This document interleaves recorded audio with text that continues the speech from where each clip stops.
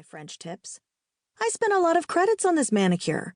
No sense in ruining my nails blasting demons when Aiden could chop off their heads.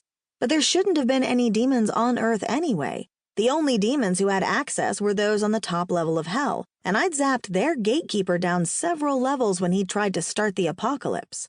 Without the gatekeeper, demons couldn't leave hell, so why was there a ghosting emergency?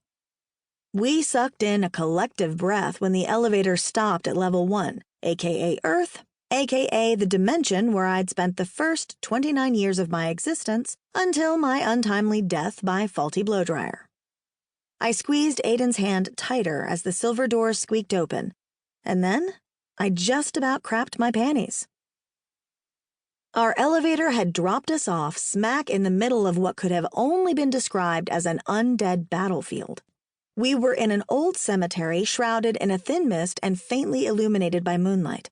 Grave sites had been unearthed and tombstones turned to rubble, while grims and ghosters decapitated demonic creatures that came at them from all sides. And was it just me, or was it uncommonly hot for early spring in Seattle? Margot Stiles, a ghoster on the elite Alpha Squad who looked like a Barbie and screamed like a banshee, shoved a big-ass machete into my arms. "Arm yourself." She drew in a deep breath before driving a hatchet into some pale creature's skull.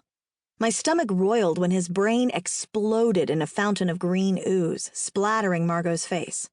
I wasn't crazy about Margot, and I'd wanted to dump a plate of caviar over her snooty head a time or two, but I wouldn't wish a mouthful of demon sludge on my worst enemy. Aiden pushed me behind him, slicing off a demon's head before I had a chance to blink. The rest of the ghosters on my squad somehow found weapons and were joining in the action. I spun in a slow circle, nearly dropping the heavy machete on my foot. I could barely lift it. How the hell was I supposed to cut off heads with it? All while wearing a wedding gown and heels. I ducked under Aiden's arm as he decapitated a demon with spikes coming out of his skull.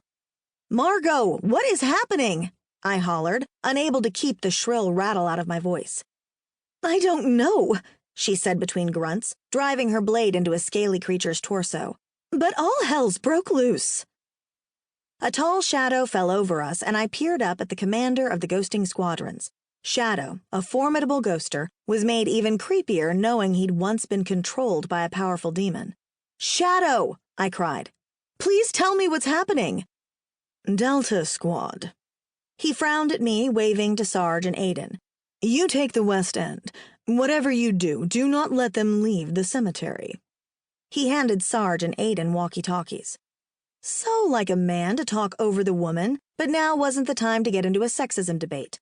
I reminded myself Shadow had died 150 years ago, back when women were still swooning from tight corsets, and battery-operated dildos hadn't been invented yet, so we kind of had to take shit from men. I shrieked when a demon head catapulted past me, spewing blood all over my wedding gown. Damn it! Now I was pissed. I dropped the machete and yanked a blade out of a demon's back, shook off the blood, and marched alongside my husband. So much for my white wedding. Guess that was my karma for trying to pass as a virgin.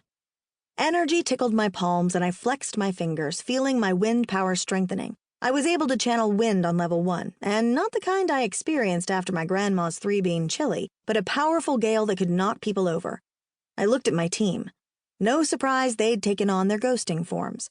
Basil was a wicked apparition, partly see-through and fully creepy, her hands and feet obscured in misty shreds as if they'd been caught in a paranormal paper shredder. Crow had transformed into a giant black crowzilla, part man and part what the fuck is that thing. Melanie had an orange glow, but Sarge and Aiden looked pretty much the same. They didn't need any special powers or transformations. They were badass enough. Aiden only took on his Grim Reaper form when he went to hell, transforming into a skeletal creature with skin that looked like dried jerky. Needless to say, he was far from appealing, but I loved him anyway. The fog grew thicker, obscuring the bloody brawl behind us. I heard a frantic call over Sarge's walkie-talkie. "Beta to Alpha, there's been a breach." "Damn." Sarge pulled Melanie closer. "Fan out." He pointed for Aiden and me to go right, and Crow and Basil to cut left. Aiden held his scythe at the ready. His blue eyes darkened to a deep indigo. "Stay close to me." I eagerly nodded. As if I'd go on a stroll through a demon-infested cemetery without my Grim Reaper husband. The mist was